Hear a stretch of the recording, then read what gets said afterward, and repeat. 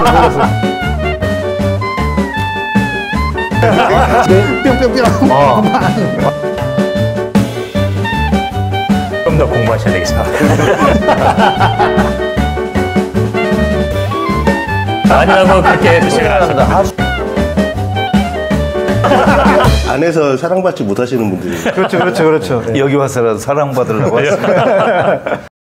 오늘 좀 저는 궁금한 게 왜 성경에도 그렇고 뭐 불경에도 비슷한 것 같아요. 근데 왜 하필이면 아니지. 왜 여성들을 무시하거나 남성보다 하위 존재로 상정을 해놨는지. 여자가 체력적으로 약해서 그런가? 왜 애시당초 과거부터 왜 여자들을 이렇게 무시하는 쪽으로 그렇게 컨셉이 잡혔는지 잘 모르겠어요. 아, 이 수렵사회 때부터 어쨌든 그 생활의 어떤 근간이 되는 이제 남자의 어떤 힘이다 보니까 아주 옛날에 목이었지만 그게 자연스럽게 힘에 우열해서 이제 그렇게 자리 잡은 거죠. 이 역사적으로 보면 여성은 그 굉장히 차별받았어요. 체력적으로 물론 약한 것도 있고, 그러니까 사회 문화적으로 태를 보호해야 될 필요도 있으니까. 태. 그러니까 애들을 보호. 그렇게까지 배려했던 것 같진 않아요. 그러니까. 여성 목사 되는 것도 어렵고, 여성이 신부가 되나요? 안 되죠. 불가능하죠. 불가능하죠. 철저하게 근본적으로 막아버리죠. 우리 교단도 안 됩니다, 아직. 그러니까 왜 안 되냐고요. 불교는 물론 됩니다. 승려가. 불교는 가능한 것 같아요. 그래도 처음 이제 그러니까 시달타 같은 경우는 그분도 남성이잖아요. 그래서 그 여성의 출가를 사실은 그 막았었죠. 초기에는 부처조차도. 그러다가 여성한테 이제 작살이 난 다음에 받아들입니다. 어떻게 작살해놨어요? 그렇게 얘기합니다. 아니 당신이 인간이 다 그 평등하고 똑같다고 말하면서 왜 여성을 차별하냐? 말이 되냐? 그랬더니 맞다. 그래 잘못했어. 그리고 받아들입니다. 그런데 지금 한국 조계종 불교에서는 여자 스님이 남자 스님을 이렇게 정식으로 만날 때 큰절을 하신다면서요. 그 찌질한. 그럼 남자 스님도 여자 스님이 큰절해요? 이제 제대로 된 남자 승려는 그렇게 합니다. 근데 이제 권위 세우고 이 헛똑똑이들은 굉장히 나이 많은 그러니까 여성 비군이라고 부르는데요. 여성 승려한테 절하라고 그래요. 싸가지 새파란 놈이. 그런 놈들은 찌질이라고 부르죠. 아니 그렇게 가르치니까 그렇게 할 거 아니에요. 그렇죠. 근데 가르친다고 하면은 그 바보죠. 불교에서는 지난 시간에 잠깐 나왔지만 부처를 만나면 부처를 죽이고 조사를 만나면 조사를 죽이라고 그러는데 가르친 대로 그냥 한다면 그놈은 로봇이죠. 그런 놈은 불교에서는 굉장히 찌질이라고 생각합니다. 여자 스님 만나면 여자 스님 죽이라고 절하니까. 근데 애당초 그런 룰이 왜 생긴 거예요? 다 이 종교적인 어떤 그 체계를 잡는 거죠. 그리고 기득권에 대한 어떤 이 확보고 그리고 여성에 대한 그런 낮춰보는 편견이 작동된 거, 시대적 어떤 문화적인. 고대에는 여성의 인권이 없었고 예수님 시대에도 여성들은 사람 수에 들어가지도 않았고 여성들뿐만 아니라 아이도 성인이 아니면 숫자를 셀 수가 없었어요. 그런 얘기 있잖아요. 최 감독님 성경 읽으셨으니까 두세 사람이 내 이름으로 모인 곳에 하나님 내가 너희와 함께 하리라. 이게 그 랍비들의 해석에 의하면 이게 예배가 되려면 10명이 모여야 된댔대요. 그런데 예수님은 그 시대의 그 생각을 파괴하시고 무슨 소리야 두세 명이 모여도 돼 라고 하신 건데 문제는 그 10명이 어떤 10명이냐 성인의 남자만 여자와 아이들은 포함이 안 되는. 그래서 예수님이 5,000명을 먹였다고 할 때도 그 5,000명은 성인 남성만 5,000명. 그래요? 예. 그랬군요. 예. 그런 문화적인 배경이 있어요. 왜 도대체 여성들은 고대로부터 그렇게 무시당했는가? 그러니까요. 창세기도 나오잖아요. 창세기에도 아담만 만들어 놓고 아담 갈비뼈 빼가지고 만든 게 이브잖아요. 하와잖아요. 네. 그죠? 그것도 좀 말이 안 되는 것 같아요. 만들 때 같이 만들지 뭘 따로. 아니 뭐 여성을 먼저 만들고 네. 자연스럽게 여성의 몸에서 나온 게 그렇죠. 그게 더 네, 시나리오가 그럴싸하죠. 네.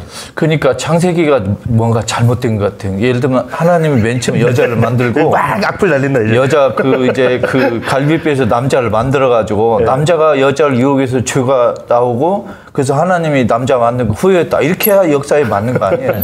근데 사실 생각해 보면 2000년, 2500년 전은요 인류의 어떤 이 역사 기록에서 보면 굉장히 짧은 기간이에요. 맞아요. 이미 그쵸. 그런 어떤 고대 뭐 수렵과 농경 사회로 쭉 지나오면서 그 형성된 어떤 힘의 우열 관계, 서열 관계나 이런 것들이 반영된 그 당시에 역사와 문화와 이런 게 다 반영된 거죠. 그러다 보니까 이제 그 모든 경전에서 저희 글 나름대로 이렇게 이 공유되고 소통되는 그 수준의 시대에 와서는 이미 남성 우월주의가 돼 있고 이제 그렇게 차별화가 된 것 같습니다. 그 시대의 사회가 이미 여성을 차별했는데 그걸 종교에서 그대로 차용해서 써먹었다 생각이 들어요. 근데 시대상이 반영. 근데 그 창세기 우리 감독님 얘기하셨지만 창세기에서 하나님이 남자와 여자를 만들고 그 기록되어 있는 독특한 구절이 있어요. 네. 아담이 하와를 보고 이렇게 말하거든요. 이는 내 살 중에 살이요 뼈 중에 뼈로다. 아 그게 아담이 하와한테 한 얘기예요? 예.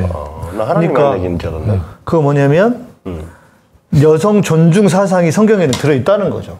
비록 그렇게 갈비뼈로 만들었는지 어떻는지는 그렇지만 시비거리가 있지만 성경의 관점은 창세기 때부터 여성을 그렇게 무시하거나 하찮게 보거나 그렇지 않아야 된다고 하는 관점이 있다고 저는 이게 저의 해석입니다. 근데 왜 그렇게 최근까지도 그렇게 여성이 이렇게 낮아지는 거예요? 그러니까 장사해먹는 거잖아요. 그러니까 해석은 멋지게 하고 제도는 틀리게 해놓은 게 이게 저는 그 수법이에요. 해석이 좀 마음에 안 드는데 너는 내 살 중에 살이고 뼈 중에 뼈다 그러면 너 내 거다라는 얘기잖아. 그렇지, 그렇지. 내 소유물이라는 얘기. 귀하다는 얘기지. 그것도 해석이 잘 귀하다는 좀 얘기잖아요. 아버지 같은데. 아니 그래서 이 부처님 당시도 진리라는 것을 자기가 이렇게 체득하는 데는 좀 남성과의 차이점이 있으니까 요거를 좀 보완해라라고 해서 이제 출가를 허용하죠. 근데 만약에 종교가 여성을 기반으로 만들어졌다 그러면 남성의 차이를 얘기했겠죠. 그렇죠. 그렇기 때문에 남성은 이렇게 해라, 여자처럼 해라라고 얘기를 했을 거 아니에요. 일단 뛰고 와라 뭐 이렇게 얘기를 했을 거 아니에요. 이 이야기는 그 당시 가지고 있었던 이 어떤 관점이 그대로 반영이 되는 게 종교라는 거예요. 다시 말하면 종교가 하늘에서 뚝 떨어진 어떤 절대적인 거라기보다는 결국은 그 우리 안에서 이런 그게 뭐 외부에서 작용했냐 역사했냐 이런 것도 다른 차원이고 결국 우리 인간들이 만들어낸 게 외형적인 형태의 종교라는 거는 분명한 것 같습니다. 옛날에 우리 어렸을 때는 그 이렇게 유선 TV 이런 거 있었잖아요. 네, 막 그 영화로 TV로 영화 보여주고 막 그런 게 있었잖아요. 그때 무슨 영화가 있었냐면 여성들이 모은 주권을 가지고 있는 시대에 그리고 여성들만 있는 세상에 남자가 하나 끌려왔나 잡혀왔나 그래. 엄청나게 학대당하는 뭐 자세한 스토리는 기억 안 나고 그렇게 야한 영화는 아니었는데 그런 내용이 기억이 나거든요. 그러니까 말씀하신 것처럼 만일 여성이 어떤 주도권을 쥐고 있었다면 사회에 우리 고대 때부터 그러면 또 달라졌을 수 있겠죠.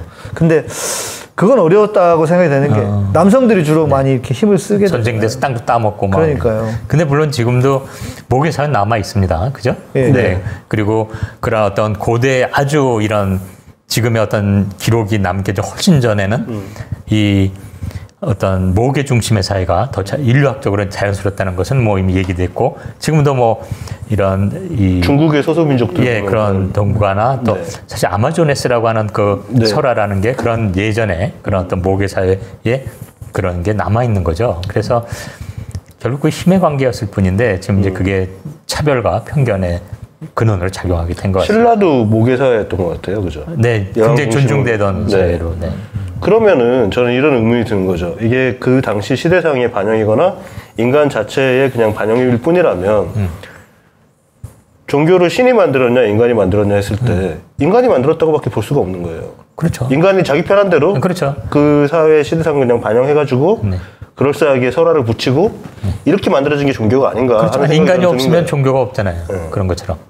아, 또 이렇게 이야기하면 이 보수적인 보수 교단에 있는 목사로서 또 똑같은 얘기를 지난 시간에 얘기했지만 신본주의 여기에 사로잡혀서 인간성을 상실하고 인간성을 말살하는 것이 마치 좋은 신앙인 것처럼 여기는 거. 네.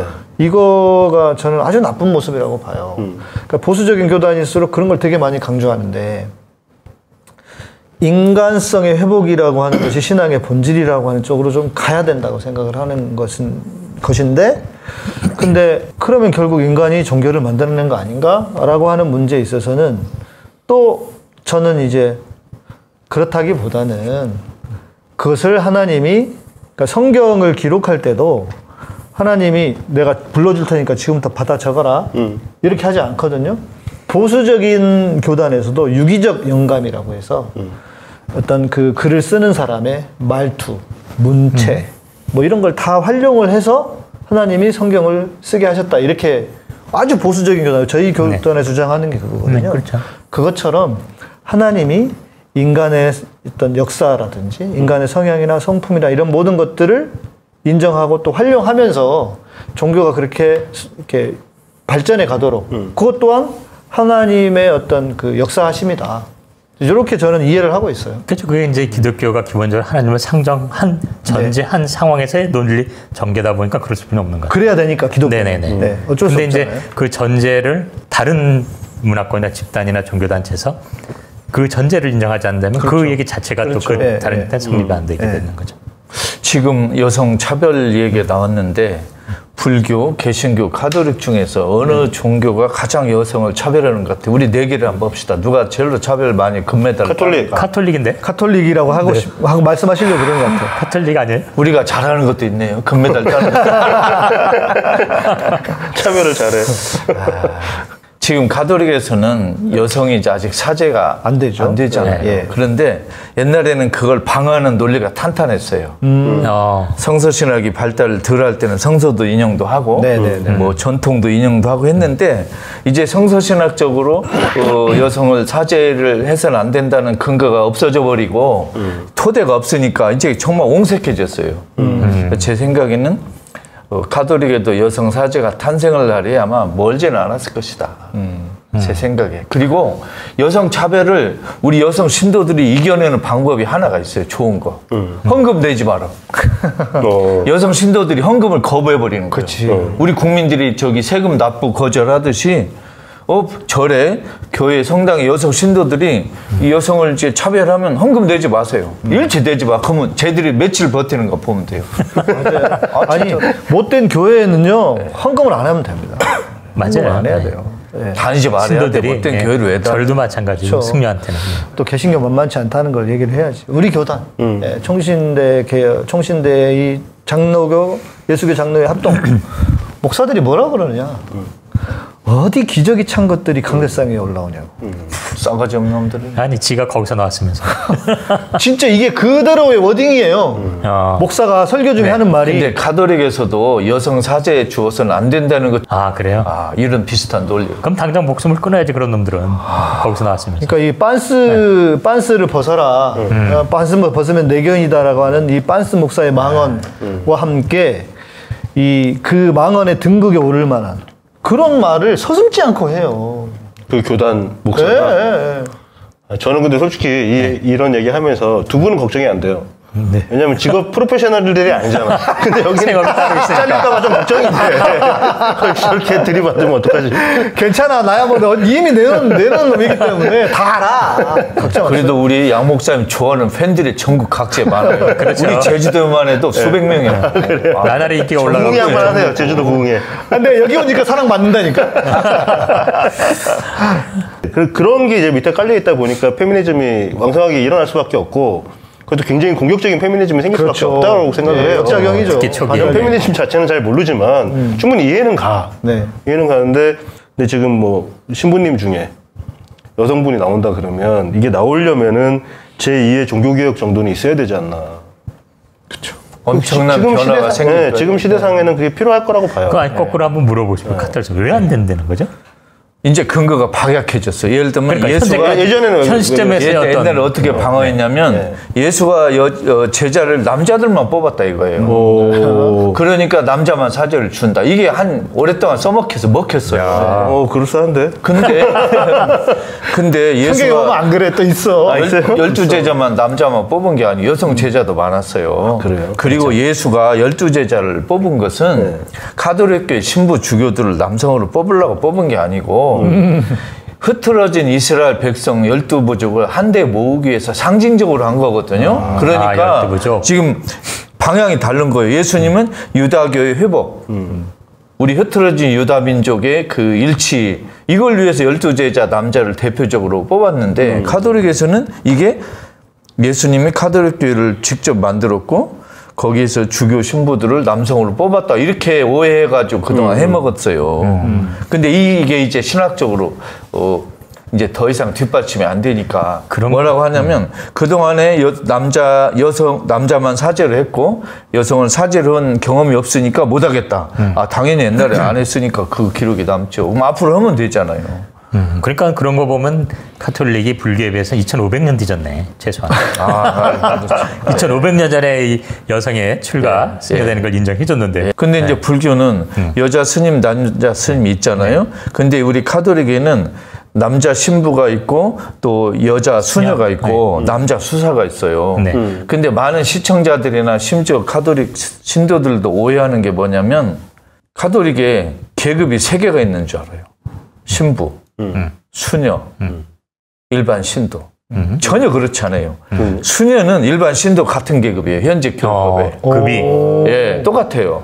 그런데 이제 잘 모르는 분들은 그 수녀가 신부하고 신도 중간 계급이고 중간에서 신도들을 지도 편달하고 신부의 명령을 받고 이런 오해한 사람이 많아요. 보통 그렇게 생각해요. 전혀 그렇죠. 교회법에 수녀는 일반 평신도하고 똑같은 계급이에요. 단지 이분들은 결혼을 안 하고 수도원에 모여서 이렇게 공동생활을 하는 것뿐이고 우리 일반 신도들은 자기 집에 가정생활을 하거나 따로 사는 거지 수녀가 이 신도보다 높은 이런 건 전혀 없어요. 이거 많은 분들이 오해하고 있어요. 그럼 왜 수녀해요? 그러니까 이제 그 평신도 생활을 가정 생활을 안 하고 좀 전문적으로 신앙생활하겠다. 이제 결혼 안 하고 따로 신앙생활 하겠다. 그냥 신앙 공동체 느낌이네요. 네, 그렇죠. 여성들의. 저는 의사, 간호사, 환자 이렇게 그런 수준인 것 같아요. 그러니까 여자 수녀가 마치 이렇게 남자 평신도를 명령하고 혼낼 수 있는 것처럼 오해하는 사람도 있고 실제로 그렇게 하는 사람이 의외로 많아요. 그 수녀들 본인도 이걸로 헷갈리는 사람도 있어요. 수녀님 본인들도 자기들이 지도층인 줄 알아요. 앞으로 수녀님 만나면 나오라고 막 그래야 되겠네, 내가. 물론 이제 신부하고 신도들 계급이 이게 사실 좋은 건 아니잖아요. 빨리 없애야죠. 그런데 이렇게 수녀를 중간 계급으로 오해하는, 마치 군대로 말하면 뭐 신부가 하사관, 장교, 신도는 사병, 뭐 수녀는 뭐 하사관 이렇게 크게 아니 그러면 왜 수녀님들이 자신들의 어떤 나름대로 전문적인 생활을 하고 있는 거잖아요. 네네. 그러면 그런 위치를 격상하기 위한 그런 노력을 왜 안 하죠? 예를 들어서 뭐 여성 목사를 인정하라든지 이런 움직임이 있는 것처럼 수녀님들은 왜 그렇게 가만히 있으신 거예요? 일부 이제 머리가 깨인 생각하는 수녀님들은 이제 교회, 가톨릭 교회 안에 여성 차별 반대하고 항의해요. 미국이나 독일 같이. 그런데 또 그렇지 않은 이게 보수적인 보수적인 수녀들이 여성 사제를 반대해요. 스스로 내면화하고 있는 거군요. 체제를. 맞아요. 그런 어려움이 있어요. 그 내면화한 게 제일 무섭죠. 예를 들면 개신교에서도 일부 여성 신도들이 여자 목사를 반대하잖아요. 그렇죠, 맞아요. 이제 이런 일이 벌어지는 거예요. 그건 좀 흔하게 일어나는 일 같아요. 정치권에서도 자주 일어나고 검찰에서도 인호공 지금 그렇죠. 법무부 차관. 그 양반이 예전에 그 법무부 그 검찰 내에서 성폭행이지 추행이지 그걸 덮은 사람이 인호공 차관이거든요. 그걸로 이제 아마 그 공으로 거기 연관된 사람이 한동훈의 이제 처남인가? 처남이거든요. 한동훈 처남이 실제 그랬었죠. 그걸 덮어준 공으로 지금 차관 같지 않나 이런 생각도 하거든요. 그 여적여라는 말 있잖아요. 여성이 적은 여성이다 이런 말까지 나올 정도로 그 성경에 나와 있는 마리아 네. 마리아 중에 뭐 그 예수님의 발을 씻겼던 여성 마리아가 뭐 몸을 팔던 여인이었다. 이런 얘기 들어보신 적? 네. 들어본 것 같아요. 네, 들어봤어요. 아니. 그런 얘기가 있는 건 그건 들어봤어요. 성서적 근거는 없어요. 그러니까 옳고 그름을 떠나서 그런 얘기가 그게 왜 나왔느냐. 우리가 이제 교회 안에서 교회 안 다니는 사람들도 이제 그런 얘기를 한두 번씩 들어봤단 말이죠. 네. 그런데 그게 이제 제가 어떤 책을 읽다가 찾았는데 그게 이제 그 훨씬 후대에 이 여성들을 교권에서 물론 못 오게 하려고 어떤 교황이 그걸 이제 만들어낸 그렇게 주장한 이야기가 지금까지 내려오고 있는. 성경적인 근거가 없어요, 하나도. 근데 그게 왜 못 오게 하는 근거가 되는 거예요? 어떤 게? 그러니까 그 사람이 그 교황 중에 한 분이 그거를 그러니까 본인이 그렇게 해석을 해버린 거예요. 무슨 이유로 그런 해석을 한 거예요? 그 초대교회에 여성들이 영향력 있는 여성들이 상당히 많았대요.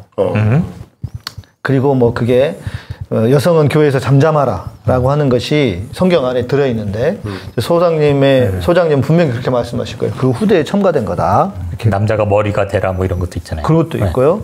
그러니까 여성은 교회에서 잠잠하라라고 했던 그게 고린도전서에 나오는데 그 이유 중에 하나가 뭐냐?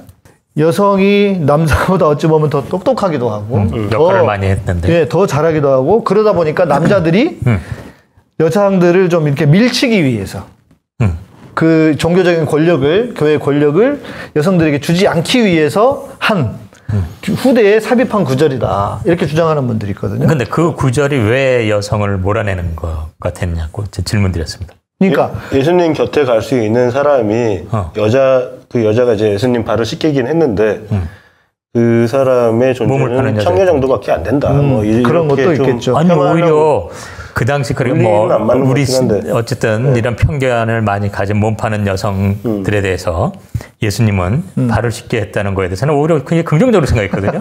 저도 그렇게 생각해요. 네, 그만큼 편견 없이 모든 그러니까 이렇게 마음이 넓은 분들은 그렇게 생각하시지만 일반적인 사람들은 아니 그렇게 돼? 이렇게 그래요? 네, 그럴 수 있죠. 그런 것 같아요. 이 논리 구조가 예수님한테 가장 가까이 갔던 그 사람조차도 그 여자조차도 그냥 그런 하찮은 여자밖에 안 돼. 이런 뉘앙스로 얘기한 거 아닌가 싶어요. 그래요? 전 그래서 오히려 예수님이 거꾸로 뒤집어서 얘기한 거죠. 편견을 깨고 다 수용하는 그렇죠. 멋쟁이 이렇게 생각해요. 예수님은 그러신 분이 그러니까 그렇게 해석이 된다고 해도 예수님은 그러신 분이겠죠. 그런데 그거를 그 여인을 그렇게 부정적으로 그러면서 이제 오히려 남성의 교권을 확립시키는데 사용을 하고 초대교회 때부터 그리고 뭐 그렇게 중세 때도 그렇고 중세까지는 아니겠죠. 그 교황 때도 그렇고 그렇게 만들어진 남성 중심의 교회라고 하는 것이 여전히 전통처럼 확립이 되어 있다. 역사에서도 그런 일이 있다는 거죠. 그게 사실인지 여부도 확인이 안 된 얘기를 누군가 그냥 그렇게 퍼뜨렸는데 그걸 믿고 산다는 거죠. 그러니까 그거를 누군가가 아니고 교황 중에 한 명이 얘기를 한 거예요. 저는 어느 교황이 그랬는지 제가 아직 잘 모르겠고 확인을 못해서 이제 그 부분은 제가 할 말이 없는데 아까 그 우 교수님 말씀하신 그 예수와 여성의 문제는 만일 그 당시 예수에게 밥을 먹을 때 어떤 여인이 와서 발을 씻으려고 하면 그 당시 상식으로 보면 남성의 발을 씻는 건 노예가 하는 거였거든요. 그리고 남성의 발은 남성 노예가 씻어줬어요. 여성이 씻으러 오면 요새 말로 하면 이렇게 매매춘 여성이 유혹하는 행위였어요. 남성의 발을 손을 대는 건 좀 약간 에로틱한 그런 행동으로 봐가지고 그러면 그 당시 제자들이나 주위에서 볼 때 그 여인을 막았어야 돼요. 그 당시 상식으로는. 막 쫓아내거나 어디 감히 와 막 이러거나 역정을 내거나 하고 또 예수도 당신이 그렇게 하는 그 마음 알지만 나 굉장히 오해받을 짓이고 나 난감하니까 제발 좀 가주세요 하고 설득을 해야 맞아요. 그런데 예수님은 제지하지 않고 발을 딱 내고 씻으라 이거죠. 이게 뭐냐면 그 여인을 인정해 준 거예요. 그 여인의 인간성 또 그 인간촌이 다 이해해 주고 한 거거든요. 오해를 무릅쓰고. 사실 오해를 무릅쓰고 놔주면 옆에 있는 다른 유다인 남자들이 저 예수 저 이상한 사람이네. 저 사회 규범도 모르고 공공 질서도 모르고 왜 내버려 두지? 당장 쫓아내야지 하고 오해도 할 수 있잖아요. 그런데 예수는 그 오해를 무릅쓰고 괜찮아요. 하세요 하고 이렇게 널리 말하자면 그런 맥락이라면 결국 그 아까 말씀해 주신 것처럼 여성이 그 당시 남성의 발을 씻는 건 굉장히 노예급이고 그렇죠. 그런 거라면 결국 그게 뭐 노예건 혹은 몸을 하는 여자건 담고 있는 함의는 크게 다른 건 없겠네요. 예, 여성을 존중한 거죠. 근데 왜 그 대목을 갖다가 여성을 차별하는 근거로 자꾸 인용되는 게 난 섭섭해요. 네. 그렇게 그러면 안 되죠. 차별하는 근거로 사용되고 있군요. 예, 여성은 겨우 하는 짓이 뭐 남자 발이나 닦아주고 뭐 이런 식으로. 네. 아니 그런 역사는 교회 안에서 엄청나게 많습니다. 그리고 왜곡하고 오해되게 해석하고 지금도 이제 그런 것들로 뭐 카톨릭뿐만 아니고 개신교 교단마다 다르잖아요. 또 여성 안수를 해주는 교단들 중에 보수적인 교단도 있어요. 예를 들면 합동하고 통합. 저는 합동이고 장신대가 통합인데 총신대 합동이고. 근데 통합은 있어요. 여성 목사들이 되게 가까운 교단이거든요. 1900 WCC 문제로 갈라지면서. 그런데 통합은 있는데 우리는 아까 말씀드린 것처럼 여성 안수 문제를 죽으라고 반대해. 근데 이것도 논리적으로 말이 안 되는 게 남자하고 여자를 신대원을 다 받아줍니다. 신학대학원을. 그러면은 그 신대원을 졸업하면 목사 안수를 받을 수 있는 자격이 생기거든요. 그렇죠. 그런데 왜 안수도 안 줄 거면서 신대원을 왜 입학하라 그래? 돈은 벌어야 되니까. 그러니까 이게 그래서 우리 교단에서도 그 여성 교수님이 계세요. 교단 안에도 총신대 안에도 그 여성 교수님들이 잘렸잖아.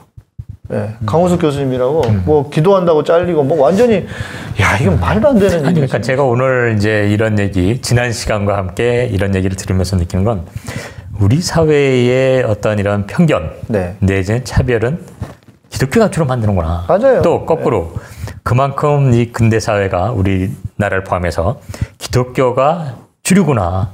어떤 사유 방식이나 근대 서양에 있던 문명을 받아들인 입장에서 그러다 보니까 계속 이 얘기 들으면서 왜 이렇게 수많은 차별과 편견의 작동 지점이 불교에서 보면 그렇게까지 문제되지 않을 내용들이 우리 사회에 이렇게 갈등과 분열의 원인인가 이런 걸 보면서 참 기독교가 문제다 이런 생각을 하게 되네요. 저는 우리 개신교만 그런 게 아니고 우리 불교도 우리 카톨릭도 남녀 평등을 제대로 실천하는 걸 교묘하게 방해하는 제도, 전통, 그다음에 그 생각들.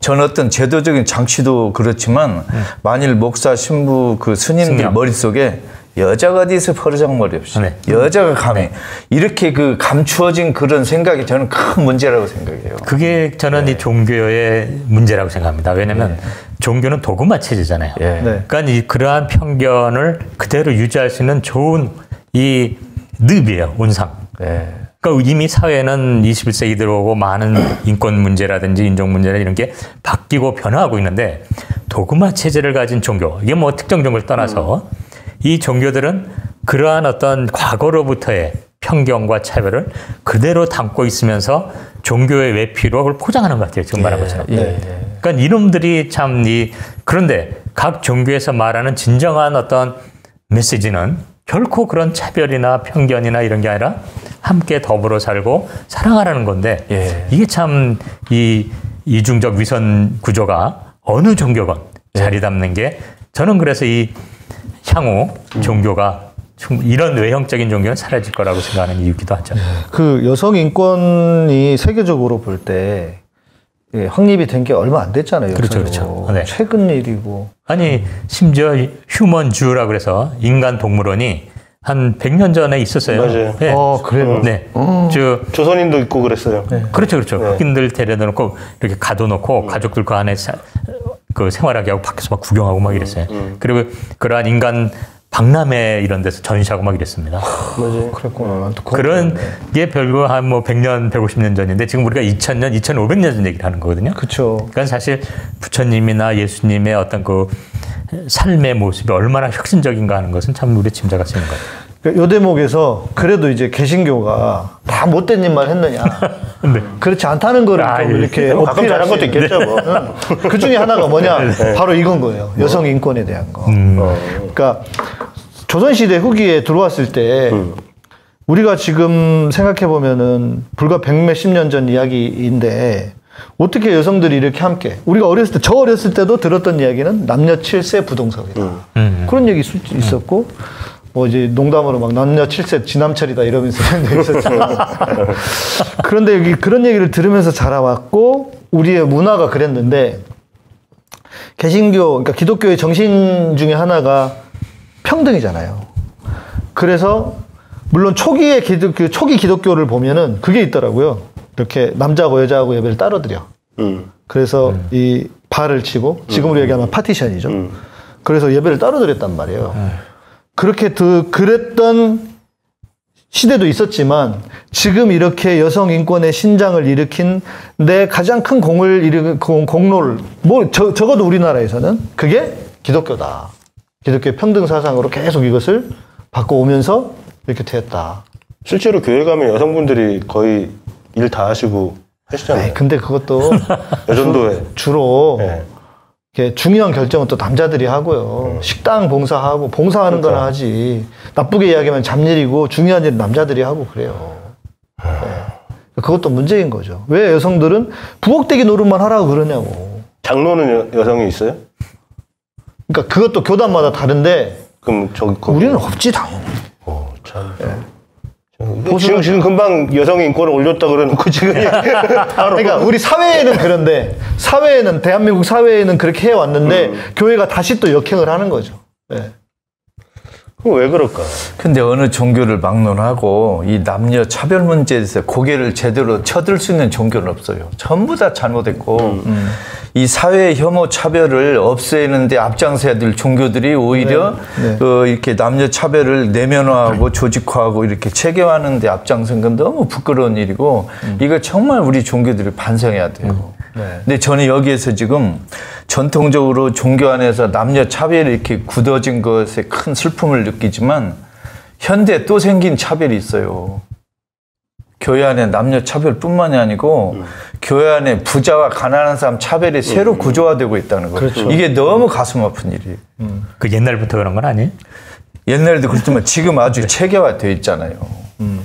아니 부자들 현금 뜯어야 되니까 거기에 잘하고 가난한 사람은 그냥 있으나 없으나 시큰둥하고 이게 이제 정말 체계화되는 것 같아요. 겁이 나요. 이런 거. 결국 그게 힘의 논리 아닌가 싶어요. 왜냐하면 남자들이 여성에 비해서 힘을 좀 많이 가지고 있어요. 아니 그리고 뭐 사실 중세 때도 이 진짜 하늘나라 갈 수 있는 표를 팔 수 있는 건 부자, 돈 내고 그 사는 놈들은 부자였거든요. 결국 부자를 위한 종교라는 것은 사실 부정할 수 없는 것 같아요. 저는 이 종교 그런 의미에서 리차드 더킨스가 던진 종교가 인류에게 끼친 긍정적인 것과 해악적인 게 어느 게 더 크냐 했을 때 그 사람은 해악적인 게 더 크다는 결론을 내리는 거거든요. 그게 일말 또 이해되죠. 아니 뭐 우리 사회만 봐도 그 지금 개신교를 볼 때 그러니까 저는 늘 그런 고민하거든요. 개신교는 세상의 적인가? 세상을 망가뜨리는데 일조를 하고 있는 현실. 뭐 이전에는 뭐 개화기 초기에는 뭐 여성인권 뭐 이런 거 평등 사상 또 노예라든지 이런 문제도 없애고 그렇게 해서 좋았지만 지금을 놓고 보면 이놈의 교회는 이거 없어져야 되는 거 아닌가? 세상을 볼 때 세상을 위해서는 그런 생각마저 든단 말이에요. 저는 그거는 이런 것 같아요. 지금 그 인간 사회는 계속 진보하고 있는데 거기에 풀 브레이킹을 하는 게 지금 종교 같다. 그러니까요. 사이드 브레이크 확 땡겨버리고. 이런 논의에서 약간 조심해야 될 거는 방금 말한 대로 이제 긍정적인 부분도 있지만 또 부정도 있잖아요. 그래서 종교라고 해서 일반화할 필요는 없는 것 같아요. 저는 그래서 이제 리차드 더킨스가 그런 질문 던졌을 때 그건 너무 범주화하고 일반화시킨 접근이 아닐까.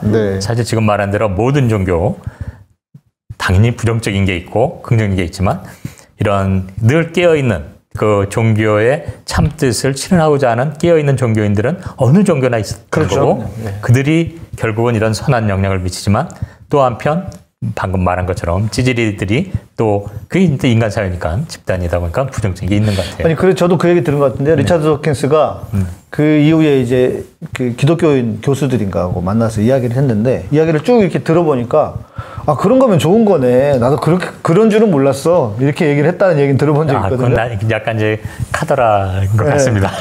그런 얘기를 들어본 적이 있는데 여튼 뭐 그거는 근거는 없으니까. 우리 종교의 나쁜 점 고쳐야 될 점 얘기해주면 불쾌하게 생각 말고 감사하게 생각하고 빨리 고치는 게 좋은 것 같아요. 그게 열려있는 자세죠. 근데 저는 그거의 옳고 그름의 판단 기준 자체가 종교 안에서 형성이 돼버리기 때문에 제가 어렸을 때 다니던 교회가 있거든요. 그 교회에 밴드가 있어요. 근데 그 밴드 가끔 들어가봐요. 아주 가끔 들어가보면 저랑 완전히 다른 삶을 살고 있는 사람들. 그렇지. 어렸을 때는 비슷했거든요. 근데 얘네들은 자기들 세계에 갇혀 있어. 목사님한테 시집간 애도 있고 뭐 해서 근데 말하는 것 자체가 와 지금 내가 10대 때 거기서 전혀 벗어나지 않은 더 독해져 있고 다른 세상에 사는 사람들 같은 느낌이 들어요. 저는 그리고 아까 말씀 듣다가 생각이 났는데 왜 여자들을 교회 안에서나 이렇게 조금 차별을 하고 자꾸 밑으로 내리려고 할까? 약간 찍어 누른다는 느낌. 그거의 가장 중심적인 요인이 목사님들이 남자라서 그런 거겠죠. 그 여자들이 많이 올라오게 되면은 아무래도 목사도 인간 아니에요. 그러니까 거기에 뭐 어떤 문제가 생길 가능성이 높다라고 판단한 거 아닐까. 권력 구조의 문제. 그렇죠. 권력 구조. 저는 그렇게 생각합니다. 이게 이 종교가 그런 어떤 열려있지 못한 지점에서 깨어있지 못하기 때문에 그런 게 아닌가. 사실 옛날에는 당연히 남성 유지사에서 그렇게 내려온 게 이런 뭐 라삐 그 얘기도 있습니다만 라삐가 그런 어떤 자기 종교적 집회할 때 고양이가 막 뛰어다녔어요. 그 야채 좀 묶어놔라. 묶어놓고 이제 한 거예요. 그래서 종교 집회할 때마다 그 고양이를 묶어놨어요. 그런데 이제 뭐 거기는 다 같이 하니까 라삐가 죽어서 또 그거 할 적에 또 고양이를 묶고 그러니까 그 다음부터는 그 종교 행사를 할 적에는 고양이가 묶여 있지 않으면 열지를 못하는 거예요. 그래야만 된다고 생각했어요. 그게 이제 유명한 유대교한 얘기가 있던데 마찬가지로 이 과거의 여성에 대한 어떤 편견과 차별이 종교라는 어떤 도구마 체제 속에서 그거를 성찰하고 바꾸려는 노력보다는 해오던 대로 그냥 하는 그게 종교라는 특질 속에서 더 유지된 게 아닌가 저는 좀 그렇게 생각합니다. 애당초 해왔던 것들에 대해서 의문을 갖지 않고 의문 갖지 않고 이걸 해야만 이게 진정한 뜻을 나타낸다 뭐 이런 식의. 그래서 저는 우리 불교, 개신교 카드 이 종교에서 믿음이란 단어를 좀 뒤로 미루고 의심하고 질문하는 이걸 좀 먼저 했으면 좋겠어요. 제가 가끔 우리 개신교 목사님들 설교를 보고 이렇게 유튜브를 보는데 좀 불쾌한 단어가 있어요. 아멘, 할렐루야. 나 굉장히 불쾌해 들으면. 아멘, 할렐루야. 이 소리 좀 안 했으면 좋겠어요. 하지 말고 아니요, 아니다, 아니요. 목사님 틀렸어요. 마이크 꺼버리고 당신 내려와 막 그러고. 저는 설교에서 거의 안 하는. 거의 안 해요. 저는 아멘 거의 안 하는 것 같은데 저는. 저도 그런 태도 때문에 그런 것 같아요. 그러니까 목사님이나 신부님 방청석에서 질문을 종교에 미신하죠. 네. 아까 이제 여성을 찍어 누르려고 한다 이 분위기에서요. 말씀을 들으면서 제가 그런 식인 것 같아요. 생각하는 게 여적이 여인 것 같고 여자 안에 이런 틀을 깨려면 어떻게 해야 되는 거예요? 그거는 뭐 꼭 종교뿐만 아니라 일반적인 우리들의 어떤 인식의 작동 구조인데요. 그걸 내면화한 거죠. 그걸 자기가 비판적으로 생각하고 그거가 내가 왜 이래야 되지라는 어떤 뭐 제가 말하는 일종의 메타인지입니다만 자기가 가지고 있는 가치관, 느낌 이런 것에 대해서 왜 그런지라는 질문을 던지지 않을 때 내 안에 자리 잡게 되는 것 같아요. 그래서 끊임없이 그 질문을 던지고 내가 왜 이래야만 돼? 라는. 그건 어떻게 보면 그렇게 질문 안 던지는 것은 권위에 대한 복종일 수도 있거든요. 그러나 이 권위란 것은 사실은 잘 들여다보면 우리가 부여하는 거지 스스로 가진 놈은 없습니다. 정말 뭐 신이나 뭐 부처님 정도가 아닌 이상은 우리는 많은 뭐 정치 지도자들이나 이런 거에 대해서도 우리가 그 권위를 인정할 때 그 권위가 나한테 작동하는 거기 때문에 스스로 내면화된 지점 혹은 여적여라는 지점에 대해서는 내가 이래야만 되는 건가? 라는 어떤 자기에 대한 질문을 던지면서 바뀔 수 있지 않은가.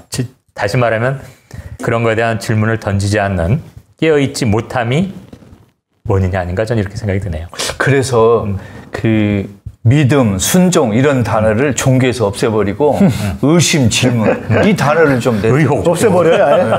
아예 없애버려야 돼. 그리스도께서 믿음 단어 없앴으면 좋겠어요. 우리 날 좀 시원해지면은 어디 나가서 그 녹화하기로 했잖아요. 이렇게 다니면서 도장 깨기 하고 다니다. 전 아주 좋습니다. 다음에 교회 가가지고 설교하는데 잠깐만요. 아니요. 내려와. 끌려 나온다니까. 네. 아니, 뭐 스님 부르고 와서. 그러니까 이제 이런 것 같아요. 우리 여성들 스스로가 우리가 가지고 있었던 전통적인 관념 안에서 계속 교육을 받은 거예요. 어찌 보면 여자는 이래야 돼. 저희 아내도 남자 셋, 딸 하나. 자기 막내거든요. 그리고 어머니가 가부장적인 그 개념으로 양육을 하셨어. 그래서 뭐 딸기 같은 거 지금도 그 얘기 여러 번 하는데 딸기가 있는데 자기는 씻으면서 먹고 싶었는데 못 먹겠다는 거예요. 아이고 어떡하. 그러니까 오빠들 줘야 된다고. 그래가지고 화딱지가 나가지고 한 번은 딸기를 갖다 놓고 다 자기가 집어 먹은 적이 있었대요. 그러니까 그런 방식의 저항이 필요한 거잖아요. 그렇죠. 교육을 당하면서도 이게 좋은 교육이 아니니까 그런 어떤 그 자기 스스로의 문제에 대한 자각 그러면서 지금이라도 만약 그런 분들이 있다면 이 교육이 과연 이 생각이 바로 바른 것인가에 대한 우리 소장님 말씀하신 것처럼 계속 질문해야지. 의심하고 질문하고 이게 스스로가 좀 필요한 게 아닌가. 그것을 극복하는. 저는 그걸 되게 종종 느껴요. 제가 담배를 피잖아요. 네. 담배를 피는데 그 뭐 제가 아는 분들이 여성분들이 담배를 많이 핀단 말이에요. 근데 이분들은 길 걸으면서 필 수도 있지 조금. 네. 이게 뭐 사람들이 없는 데서 좀 걸어가면서 필 수 있는데 안 펴요. 맞아. 그리고 제가 어렸을 때는 무슨 얘기까지 들었냐면 여자가 지붕 밑에서만 필 수 있다. 지붕이 없는 데서 담배를 피면 경범죄에 걸린다는 얘기를 제가 20대 때 들은 적이 있어요. 실제인지 거짓말인지 확인도 안 해봤는데 그런 얘기를 하더라고요. 근데 아니 왜 걸어가면서 담배를 못 피지? 걸어가면서 담배 피면 안 되죠. 안 되는데 안 되지만 그래도 조금 이동하면서 필 수 있지 않나? 근데 꼭 어딘가 숨어서 피려고 그것도 담배 경력이 오래되신 분들이 여기도 계시는데 꼭 어디 밑에 들어가서 왜 그러지? 가리면서 그냥 떳떳하게 피면 안 되나? 전통적인 관념이라고 해야 될까? 그런 것들과 결국 싸우는 사람은 송곳이잖아요. 그렇죠. 그 송곳 몇 명이 그런 걸 하면서 세상이 조금씩 바뀌어가는 건데. 나는 목사님들이 좀 담배 좀 이렇게 피는 사람 좀 나와봤으면 좋겠어. 전부 쫌생이들 같아. 목사님 담배 안 피나요? 아니 우리 헌법 교회 헌법으로 금한다니까 선생님. 헌법 개정해요. 개헌 넣을 수 있잖아요. 개헌해야 되겠네. 아니 이게 되겠냐고 지금 여성 사제도 안 되는데. 예수님이 담배를 금지시켰나요? 왜 그때 헌법에 담배가 들어가 있지? 없었어요. 아니 그러니까 왜 헌법에 들어가? 예수님도 갈릴리 호수에서 얼마나 뻐끔뻐끔 했었어요. 내가 저런 놈들을 제자로 뽑아가지고 거짓말이하고 내가 나를 타다보 내가 저는 오합지졸로 뽑아가지고 내 탓을 얼마나 담배를 피웠거든요. 저 어렸을 때 술 담배 안 하는 거 교회에서 어떻게 배웠냐면 몸이 성전이기 때문에 내 몸이 교회이기 때문에 교회를 해야 하는 행동이기 때문에 안 핀다라고 저는 그렇게 배우긴 했거든요. 그것도 기성. 맞지만 결론은 맞지만 논리를 만들어내기 위해서 그런 거예요. 그렇죠. 그러니까 기독교 이제 한국 개신교가 유독 술과 담배에 그렇게 그러니까 헌법에까지 있는 이유는 초기 선교사들이 한국에 들어왔을 때 특별히 이제 농한기 때 이게 농번기 때는 일을 하지만 농한기 때 겨울이 여름 때는 모여서 노름을 하고 그리고 거기에서 담배를 피고 그렇죠. 술 이게 그래서 이 대한민국이라고 하는 나라에 조선이라는 나라에 선교를 하려면은 이 술과 담배 문제를 제압하자면 안 되겠다. 그렇죠. 그게 약습이라고 생각을 했던 술과 도박을 금지해야지 담배는. 왜냐하면 그때 당시에 저도 이 얘기 들었는데 애들도 똑같이 담배를 폈대요. 그러니까 우리가 이제 지금 우리 성인 남성들이 주로 피는 게 담배라고 생각하는데 그 당시에는 조선시대 그 후기죠. 그때만 해도 애들도 똑같이 맞담배를 그 담배 여절 같은 거가 존재하지 않았기 때문에. 근데 그걸 왜 금지시킨 거예요? 그러니까 그게 되게 조선의 악습이라고 생각을 했던 거예요. 왜 악습이라고 생각했던 거예요? 몰라요. 그러니까 왜 지금 담배가 이제 얘기되는 것은 이제 건강상의 문제는 그렇죠. 그 당시는 그 해악을 몰랐거든요. 그렇죠. 그러니까 그 시점에서 본다면 그거를 금지시키는 행위 자체가 뭐예요? 어떤 의미냐라는 걸 한번 물어봐야 되거든요. 그러니까 술 담배가 건강에 도움이 안 된다는 거 이해가 하지만 종교적으로 도움이 안 된다는 거 말이 안 되는 거예요. 그러니까 그게 좀 난 이해가 어려워요. 꼴 보기 싫었나 그냥? 주는 거 없이 싫었나? 아니, 차별화를 해서 뭔가 자기 독특하게 보이려고 그런 건가? 아니, 그러니까 모르겠어요. 워낙 그러니까 교회 오세요 하면 교회는 안 오고 가서 거기 노름판에서 술 마시고 담배 피고 하니까 그러니까 노름도 당연히 우리가 알기로도 노름도 그 제해 있지만 저걸 문제를 해결해야 되겠다. 그 이제 일종의 선교를 위한 어떤 그 넘어야 할 산으로 여겼던 거예요. 그러니까 나는 네 술은 먹띵애가 비리비리하고 정신없으니까 그렇지만 야 교회 와 그래도 담배 펴 그래도 상관없잖아요. 교회 오는데 상관 문제가 없으니까. 아니 죄도 죽음도 없앴다는 예수가 술 담배 갖고 간서 먹었냐고.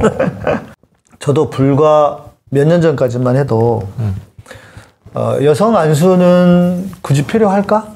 이런 생각을 했었습니다. 왜냐하면 이제 실제 여성들이 목회하고 있는 우리 교단 말고 그분들을 볼 때 이 여성들의 목사님들이 뭐랄까 본인들의 어떤 사회 내지는 교회 안에서의 억눌렸던 것들을 극복하기 위해서 여성 목사님들이 된 분들이 많더라고요. 그래서 좀 이렇게 드센 분들이 꽤 있어요. 그래서 그런 현상적인 것 때문에도 그렇고 또 하나는 가장 더 결정적인 것은 제가 가지고 있었던 저의 교육의 문제. 목사는 그래도 남자가 해야 되지라고 하는 그런 생각이 저에게도 있었어요. 불과 뭐 10년도 안 돼요. 한 7, 8년도 안 되는 것 같은데. 7, 8년은 됐겠다. 그런데 저의 생각이 바뀌었어요. 저도. 왜 그랬나 생각해 보니까 바른 신앙. 그러니까 제가 계속 말씀드렸잖아요. 신본주의는 인본주의고 인간성 회복이다 라고 하는 그런 바른 생각과 바른 신앙을 가지고 있으면 저는 페미니스트도 아니고 페미니스트가 뭔지도 잘 모르고 그런데 왜 여성들이 다르고 왜 여성들이 사회에서 눌려 살아야 되지? 라고 하는 것이 그냥 저의 기본적인 어떤 신앙에 의한 가이드 때문에 그 바닥에 그걸 깔고 있으니까 그러네. 제가 여성들의 안수를 반대해야 될 이유가 있나? 라고 하는 쪽으로 자연스럽게 생각이 옮겨온 거예요. 깨우친 거예요. 그렇죠. 이게 오가 아니고 각이야, 각자. 그렇죠. 그리고 그렇네. 질문을 던졌잖아요. 이게 그렇죠. 네. 내가 가진 생각 교육받은 게 이게 타당한가? 그렇죠. 이렇게. 네. 그러니까 제 스스로도 그런 과정을 겪었단 말이에요. 그러니까 저는 지금 우리 감독님이 이야기하시는 개신교의 어떤 부정적인 모습들 있잖아요. 그런 것들을 다 저도 그 안에 있었던 사람이에요. 거기에 살았던 사람이에요. 제가 그렇게 행동을 했는지 어쨌는지 모르겠고 일부는 했겠죠, 저도. 그런데 하면서 신학 공부를 하면서도 마찬가지. 제가 왜 지금까지 이런 목사가 됐느냐. 우리 감독님이 저의 그 안위를 걱정을 해주시는데 저는 지금도 제가 생각하는 거를 옳다고 생각하는 거를 제 입 밖에 내지 않는 경우가 거의 없어요. 저는 계속 이야기하고 살아요. 왜 그러냐? 제 스스로가 계속 고민하면서 이게 맞나? 이게 맞나? 이건 아닌 것 같은데? 라고 하는 것을 계속 고민하면서 어쩌다 보니까 제가 한국 개신교에서 송곳이 돼 있는 거예요. 그리고 그것이 좋은 의미에 제가 고민했던 수많은 사람들이 있어. 자기도 교회에서 자기는 이상한가? 내가 심지어 이단인가? 막 이랬던 사람들이 제가 했던 방송을 들으면서 야, 이게 양희삼 목사가 보수적인 총신대 나온 목사라는데 이런 고민을 하고 이런 말을 해주네? 그러니까 거기서부터 엄청난 사람들이 힘을 얻고 그래서 뭐 헌금도 많이 하시고 후원도 하시고 많이라기보다 헌금을 이제 여러 명이 하시고 그래서 제가 지금 이렇게 먹고 살고 있는 건데 그러니까 저의 어떤 개신교 안에서의 독보적인 위치를 제가 차지한 거예요. 아니 저는 목사님의 그런 자세야말로 종교적 자세라고 생각해요. 그게 그렇죠. 아까도 말했지만 저는 종교 자체가 우리의 이 성찰하는 메타인지에서 나올 수 있다고 보는데 존재의 의미나 마찬가지로 스스로에게 질문을 던짐으로써 그럼으로써 신에 좀 더 가까워지고 그 본뜻이 뭔가라는 어떤 내 이성이나 나의 어떤 지식으로 이해할 수 없는 이 세계에 다가가는 자세의 근본적인 어떤 모습이 바로 이런 데 담겨 있다고 보거든요. 그래서 우리 김 소장님 말하는 것처럼 회의하고 의심하라는 거하고 저는 맞닿아 있다고 보고요. 바울이 예수가 누구인가를 고뇌하면서 스스로를 깨우쳤잖아요. 네네네. 저는 우리 양 목사님이 예수의 삶과 행동을 이렇게 관찰하고 묵상하고 연구하면서 깨우친 것 같아요. 근데 이런 목사님 많이 나와야 돼요. 그렇죠. 많이 나와요. 아니 제가 옛날 같으면 소장님하고 같이 안 있습니다. 왜냐면 교단 하나 만드세요. 아니 그래서 누가 그런 얘기 많이 해. 목사님 그냥 카타콤 교단 하나 만듭시다 이러는데 모르겠어요 저는. 근데 여튼 옛날 같으면 진짜 제가 처음에 제가 소장님을 저희 방송에 모신 게 팟캐스트 시절에 한참 몇 년 전인데 그때도요 제가 실은 좀 마음속에 쭈뼛쭈뼛했습니다. 왜냐하면 다른 종교잖아요. 그 교계에서 카톨릭을 얼마나 욕하는데 심지어 666이 교황이라고도 하고 막 이러잖아요. 그랬는데 그때만 생각해도 그래요. 그런데 지금은 그런 꺼리낀 마음이 거의 없어요. 하나도 없어요. 지금은 그게 어때서? 지금도 가끔씩 댓글에 막 저희 방송 댓글에도 뭐 카톨릭 그 비판하고 비난하는 분들이 있어요. 근데 그 마음은 알겠어요. 왜냐하면 저도 그렇게 교육을 받았으니까. 그런데 그런 것들의 변화. 결국 종교라고 해서 텍스트, 성경이라고 하는 텍스트에만 매여 있으면은 이 삶이 얼마나 골 때려지냐. 그렇죠. 뭐 그런 의미에서 뭐 우리 양 목사님 칭찬만 하기보다는 하나 그냥 또 언급을 해둔다면. 네. 페미니스트는 아닌데, 페미니스트는 잘 모르지만, 모르는데 어떻게 아닌지를 알죠? 다시 말해서 그거는 네. 페미니스트라고 불려진다거나 보여지는 거에 대한 두려움이 깔려 있는 거예요. 그럼 그것도 극복해야 된다고. 네. 그러니까 하나하나 우리가 내 안에 있는 억압 혹은 스스로 자기 검열이 과연 이게 정당한 것인가?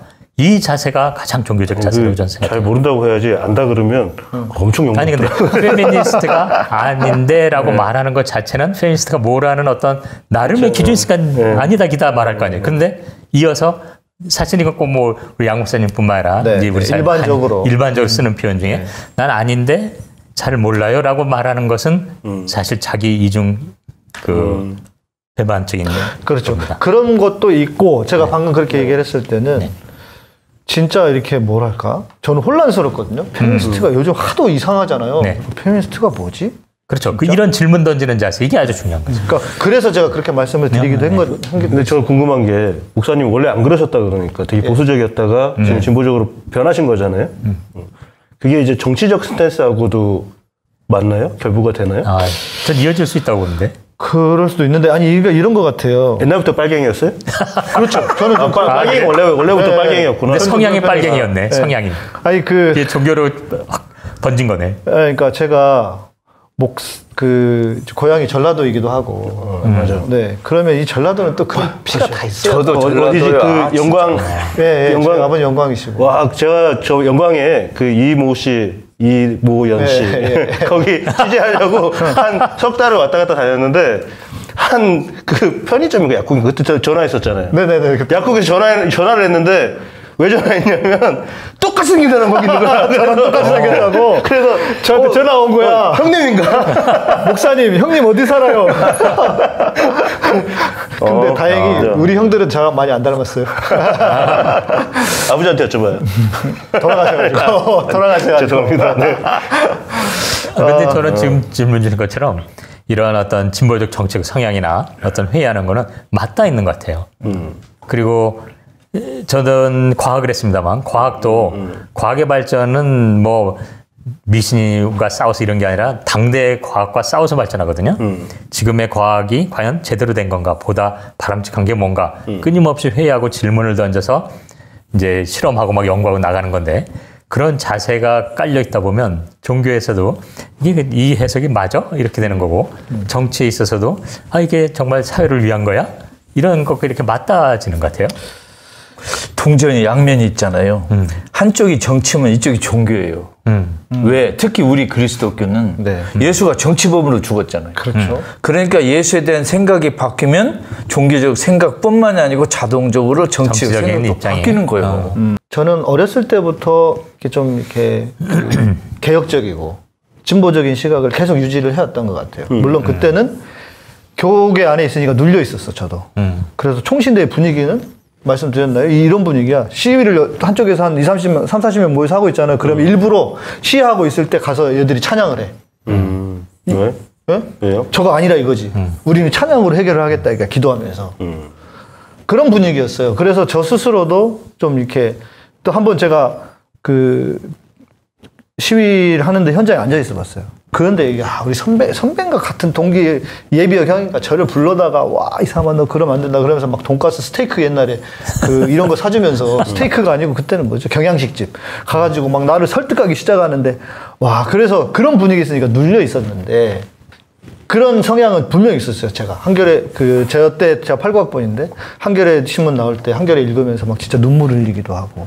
근데 그것이 저는 신앙의 예수님의 어떤 낮은 자들을 위한 억압받고 고통받는 사람들과 맞닿아 있었다고 생각을 했어요.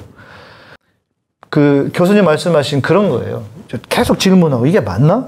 이런 거. 근데 여전히 일으키는 이런 건 있습니다. 신앙적인 스탠스는 제가 그렇게 진보적이지 않아요.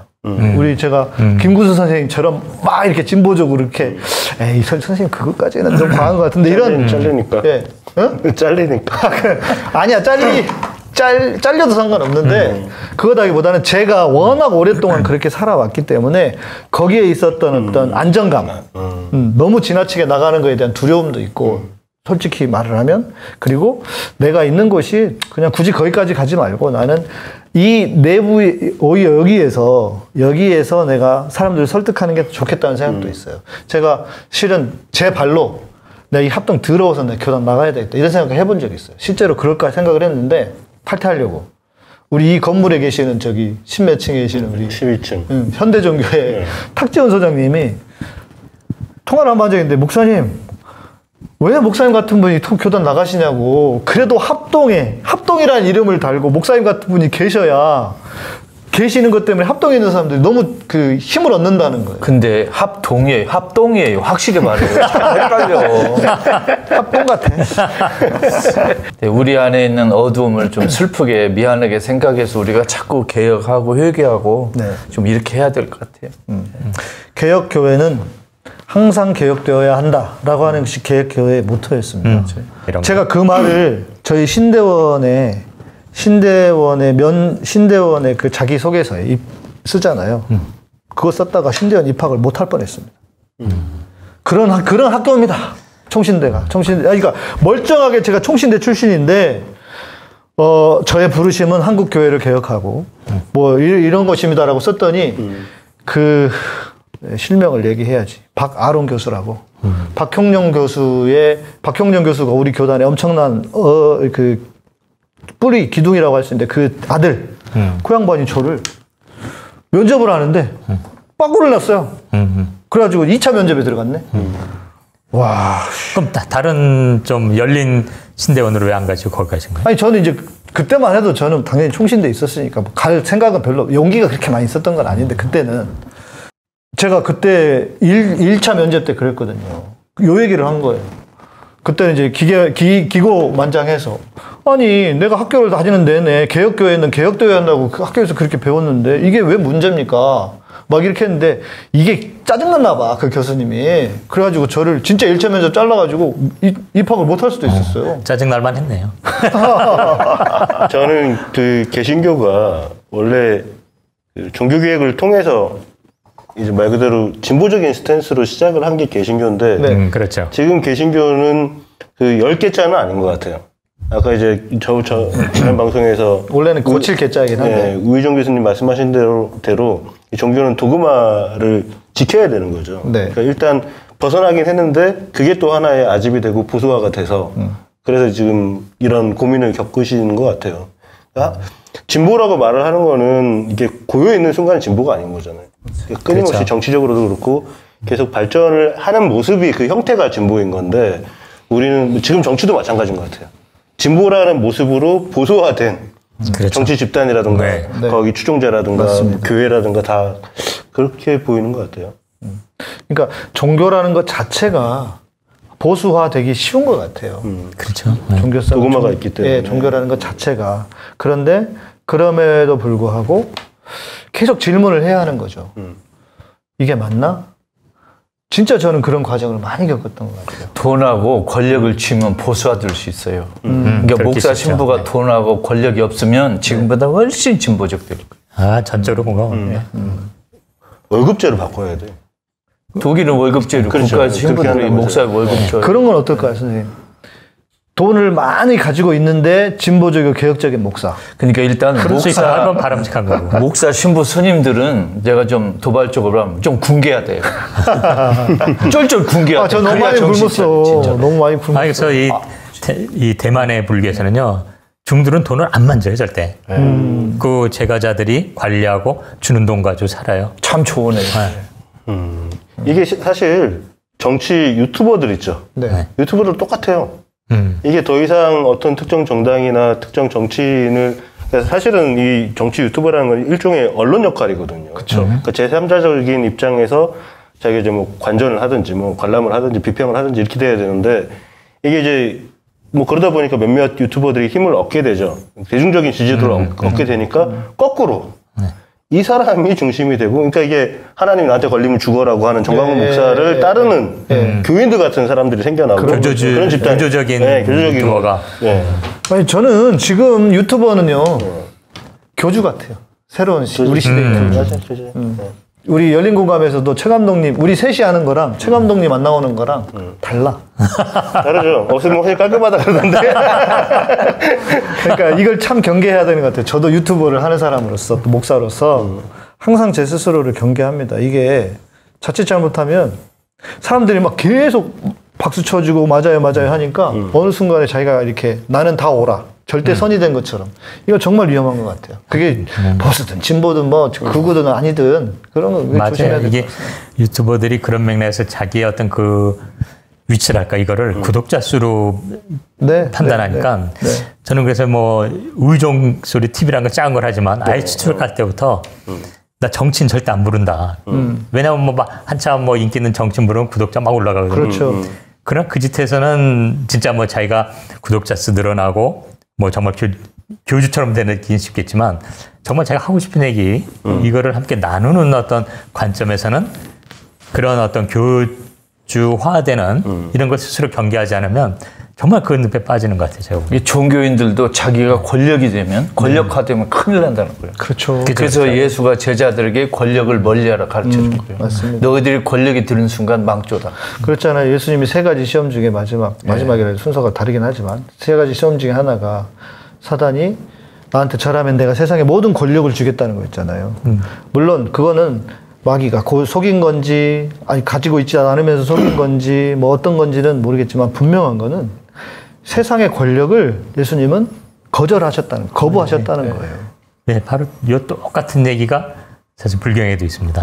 예, 시다타가 이제 마지막 깨달음을 향해서 막 갈 때 안에 이제 내적인 어떤 이제 갈등을 상징화한 거겠지만 그 쉽게 말해 악마가 와서 모든 세상의 권력을 주겠다고 그럽니다.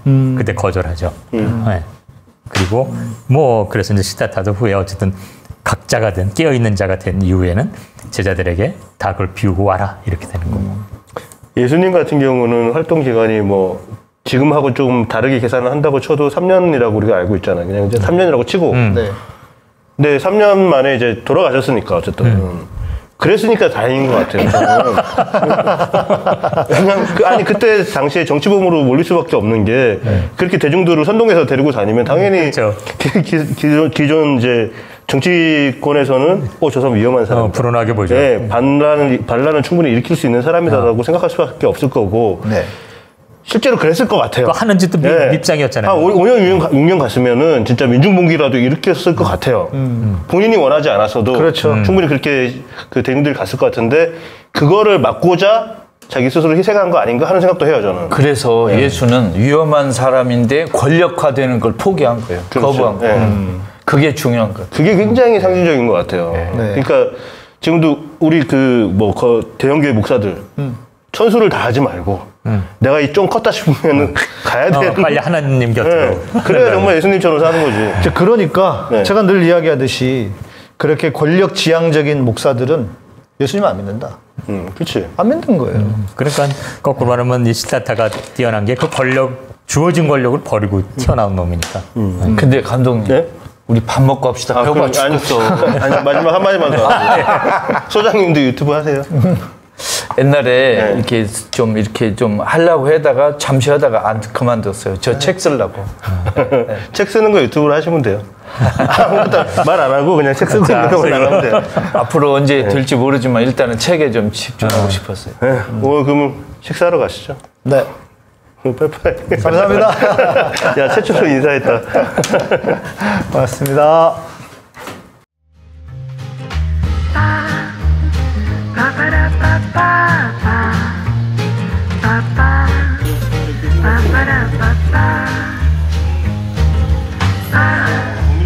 Ba-ba-da-ba-da-ba-da-ba-ba.